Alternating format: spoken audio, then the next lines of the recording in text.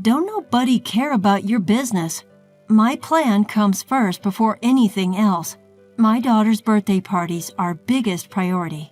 If you don't get her gifts right away, I'll ruin your daughter's funeral." Deafening yell from my mother-in-law. Regretting picking up the call from my mother-in-law at the funeral, I was shaking with anger. "My name is Amy. I'm a housewife in my mid-40s with a daughter who's in high school. You might think a high school girl would be fussy about makeup and fashion, rejecting clothes her mother buys, but my daughter is different. She gets along with me and gladly wears the clothes I buy. She's a considerate and kind girl, but she's not like most girls her age. She can't lead a normal life, putting on makeup, dressing up, falling in love, and enjoying her student life. It's tough. Are you okay? Your fever, yeah, it's a bit down. Want to eat something? I'm not hungry. I don't want anything." "You shouldn't say that. If you don't eat, you won't have any energy. I'll prepare some soup for you." "Okay." As I worry over my daughter who is bedridden with fever, I continue the household chores. My daughter Hannah is sickly and suffers from a weak constitution. There's a medical term for what she has, but I'm not going into details here. A week after Hannah was born, her umbilical cord fell off and blood gushed out of her. We took her to the hospital where they found she had a certain disease. Since then, despite numerous treatments, she has never fully recovered and has been living with the disease. Regular hospital visits are a must, and due to the side effects of her medication, her health often deteriorates. During severe periods, she has to be hospitalized. Since becoming a high school student, she's hardly been able to attend school. By any standard, it's unlikely that she'll graduate at this rate. Nevertheless, Hannah goes to school on days she's well. On those days, she tries to be like a normal high school girl, fussing over her hairstyle, which brings a smile to my face. She doesn't wear makeup because it's against the school rules. A diligent and good girl. Even when she's suffering from illness, she strives to live with a cheerful spirit. I am proud to have a daughter like her. My husband is equally smitten with our daughter. If she becomes bedridden, he's quick to say, "I'll take the day off work and look after her." Of course, I have to give him a little push and send him off to work. We need him to keep bringing home the bacon or we'll fall into a financial crisis. When I assure him that I'll take good care of Hannah, he reluctantly heads off to work. That's our everyday life. We're worried about our daughter, but our family is in good spirits and I have a strong bond with my husband as well. I was blessed living a peaceful life, but there was one person who wasn't pleased with our situation. Hannah's running a fever again. It's just pitiful. I wonder who she takes after. Mother-in-law, what brings you here today? What's the matter? Can't a mother visit her son's home? You're such a cold-hearted daughter-in-law, a frail granddaughter and a demon for a daughter-in-law. Lord, if I could only have the post-retirement years that I dreamed of. Yes, the person who's unhappy with our household is my mother-in-law. She frequently visits our home, which is just 3 bus stops away, and constantly spews her classic passive-aggressive remarks. She's enjoyed tormenting me ever since we got married. Now she's also unpleasant towards Hannah. Doesn't she find her own granddaughter adorable? My son never ran a fever this frequently. Amy, isn't this something from your side of the family? Mother-in-law, as I've explained countless times, Hannah's illness isn't hereditary. No, I'm sure your family's genes are playing a role here. I always knew taking you into our family was a bad idea. My mother-in-law seems to be fixated on belittling my family lineage, and her snide remarks never end. Eventually, I've grown accustomed to dealing with her, realizing that arguing is a waste of time. I let out a sigh, grab the freshly made soup, and head to Hannah's room. Hey, I'm not finished talking yet. I could hear her yelling from behind, but I just ignored her. Once I entered Hannah's room, her voice became faint. Grandma came over again, didn't she? Right. Same old mother-in-law bashing. No helping it, I guess. Grandma's just... My daughter Hannah lets out a wry smile, but I know she understands. There's no way she can't hear my mother-in-law's loud voice. Yet Hannah never speaks ill of her grandmother. On the contrary, she'll make a guilty face and say, "I'm sorry, Mom, it's because of me." Hannah, it's not your fault at all. She's not at fault in the slightest. Yet Hannah apologizes to me. I don't want her to feel this way, so my husband and I always greet her with smiles. We create a cheerful atmosphere, not wanting her to dwell on negative thoughts. But my mother-in-law destroys that atmosphere in an instant. As I hug Hannah tightly, I bite my lip. Her thin body, so unlike a healthy high school girl. Feeling Hannah's warmth, I feel a sense of relief, but also realize that I must start keeping a distance from my mother-in-law. Days occupied with taking care of my frail daughter. On the rare days she goes to school, I worry non-stop. I took back our house keys from my meddling mother-in-law. Days filled with endless quarrels with my ranting mother-in-law. My husband working hard for our beloved family. My laughing daughter, Hannah. Despite everything, they were peaceful days, and I thought they would last forever. I don't know why I believed that. There's no such thing as forever. Everything that begins must also end. On a rainy summer day, Hannah fell ill. Unrelenting heat. The doctor looked grim as he reviewed the test results. I held my trembling daughter, Hannah, in my arms, and then she was admitted to the hospital. Summer vacation had begun, and by the time it ended, Hannah was still in the hospital, still receiving treatment. Those were incredibly difficult and painful days. Hannah looked like she was suffering so much. Even so, I believed she would recover. She would surely get better. More than anything, Hannah herself believed that. But Hannah passed away. "Dad, Mom, I love you." Those were her last words before she embarked on her far-off journey. Looking up at the dreary sky as the autumn rain continued to pour, I was in tears. The tears wouldn't stop. It was raining during the funeral, too. It felt like the sky was crying for me, as I was too busy to even shed tears. The tears I shed on the day Hannah passed away have now dried up. I was that busy. My husband, too, had taken time off of work and was rushing around. I was swamped with contacting relatives and Hannah's school. That's the only way I could cope. I couldn't stand it unless I was busy. The loss I felt from losing Hannah was that immense. Many people came to the funeral in the rain. Even though she didn't go to school much, many of her friends came to pay their respects, and they all cried. There were kids who screamed and cried out in disbelief. Some broke down crying, saying they would love her forever. Watching them, I felt a perverse sense of happiness. Everyone loved Hannah. Knowing that she was a child who was so loved, I couldn't help but feel happy. Many people spoke to me, and they all praised Hannah. My parents hugged me as they cried. I couldn't help but break down in tears. It was then that my phone, which was in the pocket of my black funeral attire, vibrated. I had my phone on me in case someone needed directions to our funeral's location, so I quickly stepped away from my seat and looked at the screen. The caller ID showed that it was my mother-in-law. My father-in-law had already passed away, and although I had contacted my mother-in-law, she hadn't come to the hospital. When Hannah was in her final moments, claiming it was impossible because she was far away, she said she couldn't attend the funeral today either because she had something important to do. But I wondered, would she really say she's coming after all? Even someone like her might want to say goodbye to their grandchild. So I answered the phone, but I instantly regretted it. "Amy, what on earth are you doing?" She yelled at me. "Huh? I'm at Hannah's funeral." "What? Stop joking around and get over here right now." "To your place? That's impossible. What are you talking about?" "Right back at you.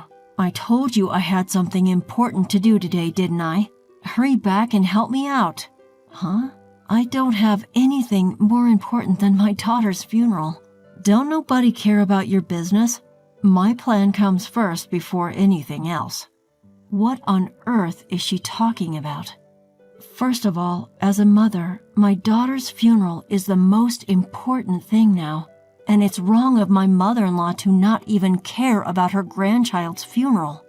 My mother-in-law had always been adamant about not going to the funeral, no matter what my husband said. Why do I have to help her out with her stuff? If it's more important than your granddaughter's funeral, why don't you handle it yourself? You're my daughter-in-law. You're supposed to help me. I don't understand what you mean. I'm celebrating my super precious daughter's birthday. There's nothing more important than this in the world. Excuse me? I couldn't help but take an extraordinarily long time to respond. Huh? What did she just say? Mother-in-law's daughter, that's my sister-in-law, isn't it? My sister-in-law, Sandy. I remember she lives in some incredibly remote part of the world where the only means of communication is through a phone that hardly ever gets reception. Because of this, while we did send an email about today's funeral, we have no idea when she'll read it. So, what's this about Sandy's birthday? Huh? What about Sandy's birthday exactly? Sandy's coming home after such a long time, and coincidentally, it's her birthday too. We have to celebrate it grandly, don't we? Like I care. So I need to thoroughly clean my house and prepare a huge feast, so come over here fast. But as I said, I'm in the middle of a funeral right now. I don't care about that. My daughter is more important than my granddaughter. Also, bring a present with a budget of over $500. Hurry up. If you don't bring any gift right now, I'll ruin your funeral. Click. I hung up on her. I couldn't stand to listen any longer. If I had to hear any more from my mother-in-law, I felt like I'd march over there with a baseball bat. Just how selfish can my mother-in-law be? Your daughter over your granddaughter? I'm not saying they should be compared, but to say your daughter is more important than a funeral. She must be kidding. I told my husband Mike everything that had happened, and we decided to ignore her. Mike tried to contact Sandy, but either she was still in the plane or we just couldn't reach her. Pulling myself together and regaining my composure, I returned to shedding tears at my daughter's funeral. The day after the funeral, Sandy visited our place. She read Mike's email and flew here right away. She apparently thought it would be faster to come home than to try to get in touch while traveling from where she lives, but it took her a great time to get here. In the end, she didn't make it to the funeral, Sandy bowing her head in apology. After paying her respects at the altar, she shared various stories with us. There were stories I had never heard before about my daughter and Sandy, who we hardly ever got a chance to see. Listening to that, I found myself reminiscing about my daughter when she was little, and once again, I started to cry. In the end, my mother-in-law didn't even bother to come to pay her respects. My sister-in-law, Sandy, deeply bowed her head and apologized for this. "I'll do something about my mom," she said before leaving, but I wonder what she meant by that. Then, a few days later, the reality that my daughter was gone still hadn't sunk in, and I found myself in her room. I gently stroked her study desk. The room, untouched since her death, was filled with so many memories of her.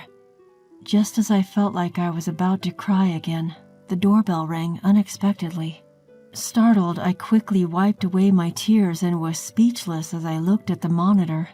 To my surprise, it was my mother-in-law. My mother-in-law, who had angered both my husband and me with her inappropriate remarks on the day of the funeral. She hadn't even come to pay her respects, and even after a few days had passed, she hadn't shown up. What does she want now? I had no intention of opening the door, so I responded via the intercom. "What can I do for you, mother-in-law?" "Oh, Amy, please, help me." Just after I was left puzzled by her unexpected plea for help. "I might end up joining my granddaughter if this keeps up. Please, help me," she exclaimed, saying something unthinkable. Wondering what was going on, I reluctantly opened the front door. and my mother-in-law fell in. What's going on? Help me. My daughter. Ah! While I was tilting my head, not understanding what she was trying to say, a figure suddenly came into my view. Well, here you are, Mom. The figure was Sandy. She had a smiling face, but somehow it gave off a silent pressure. Eek! She's here! Huh? What? Seeing the pale face of my mother-in-law, who screamed at the sight of Sandy, I was completely stunned. What on earth is happening? Oh, come on, don't say things like, she's here. It's rude. See, Mom, it's your cute daughter, right? No, not cute at all. What in the world is going on? Just until the other day, she was talking about her daughter and her birthday being more important than my daughter's funeral. What happened in just a matter of a few days? While I stood there, bewildered, Sandy handed something to our mother-in-law. Don't worry, the next part is much easier. Here, you just need to put this on your head and go about your life. Saying this, Sandy put it on my mother-in-law's head. She shook it off and hid behind me. I'm not wearing that. Why not? People will think I'm a weirdo if I walk around with that on my head. Wondering what on earth it was, I looked at the object that had fallen to the floor. It was a mask. Not the kind of mask you would see at a fair, but something, I don't know, a mask that you might see worn by a tribe living deep in Africa during some strange ritual.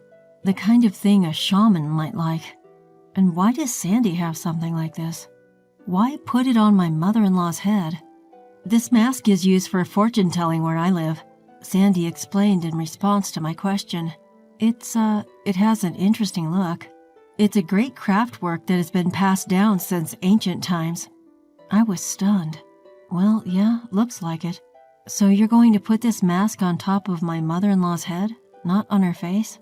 If it's on her face, she wouldn't be able to see anything. This isn't an ordinary mask with holes for the eyes. I mean, if it did have holes in them, I wouldn't mind letting her wear it on her face. And what happens when she puts it on? Oh, you didn't know? This mask has a demon repelling effect.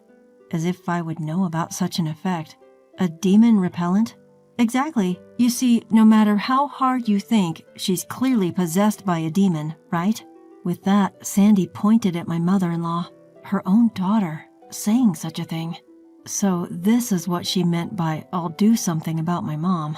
So if she wears this for a few days, I think she'll definitely become a normal human being with morals. I've been trying several methods for the past few days. A different method? I had her wear a necklace of garlic and run around the neighborhood.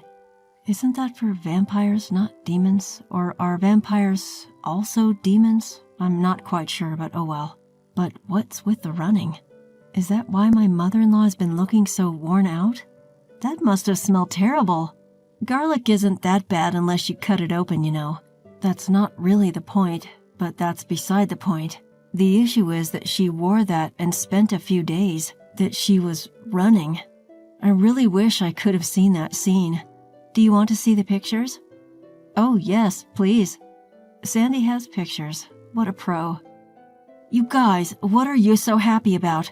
Show a little more sympathy for me. My mother-in-law started to complain as Sandy and I were laughing and looking at the pictures. I almost forgot she was here. Why do we have to show sympathy for you? Sandy looked up from her phone and glared at my mother-in-law. Why? Because you're my daughter. If you want sympathy from your daughter, why don't you become a person deserving of sympathy? Do you think there's anyone else as sincere as I am? Where's the good in someone who dismisses their grandchild's funeral as whatever? Sandy exclaimed, her mouth wide open in anger. When I rushed home and came back for my niece's funeral, I find you here just lounging at home. And when I asked if the funeral was over, you boldly said you didn't go. I thought maybe you were sick, but you were just doing push-ups to show how fit you were. Push-ups? She wouldn't even go light an incense at the wake. I don't care about my birthday. Screw that. What are you talking about? It's a parent's duty to celebrate their child's birthday. I've never heard of a grandmother prioritizing her daughter's birthday over her grandchild's funeral. Their shouting match was getting so intense that Sandy and my mother-in-law were both panting heavily.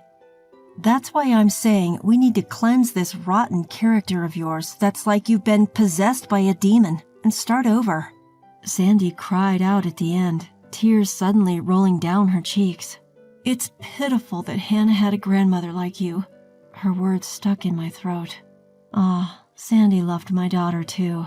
Even if the time they spent together was short, there was no doubt that Sandy loved my daughter. Holding back the tears that threatened to spill, I stared hard at my mother-in-law. She faltered for a moment under my gaze. Mother-in-law, what is it? You didn't do anything for my daughter when she was alive, did you? And I'm not talking about giving her stuff. You didn't even care about her, did you? So what if I didn't? There's no way I could have doted on such a frail child just because she's my granddaughter. But my daughter, she adored you. Huh? At my unexpected words, my mother-in-law was at a loss for words. I told her to wait a moment and went back into the house. From my daughter's room, I took that and returned to my mother-in-law, who was still at the entrance. Then I handed her a letter. What's this? It's a letter from my daughter to you. Eh? My mother-in-law looked back and forth in surprise between me and the letter. In my hand was a letter, certainly addressed to Grandma, in my daughter's handwriting. My mother-in-law tentatively opened it and checked the content. As she read on, her eyes widened, and before we knew it, tears were welling up. No, I didn't do anything for Hannah. I was never kind to her or showed her love. Crying out, my mother-in-law collapsed to the ground on her knees. Picking up the letter that fell from her hand, my sister-in-law also read it. Sorry for not being a healthy granddaughter. I'll try to be stronger, so don't hate me. I love you, Grandma. Hannah, even though she was such an unloving old woman, Hannah was a kind child. Yes, she truly was. At my murmuring, my sister-in-law nodded, tears streaming down her face. Tears wouldn't stop from my eyes either. And then, I'm sorry for being such a terrible grandmother. I'm sorry. Forgive me, Hannah. My mother-in-law was crying her heart out, bowing deep on the ground. The three of us kept crying for a long time. After that, my husband, who came home to see us crying, was taken aback. My sister-in-law explained briefly and then took my mother-in-law home. Despite her shaky steps, my mother-in-law tightly clutched on to the letter from Hannah. A few days later, my mother-in-law said she wanted to pay her respects at Hannah's memorial portrait, but I firmly declined. However, I told her it would be fine for her to visit the grave after the burial service was over, which is planned once the mourning period concludes.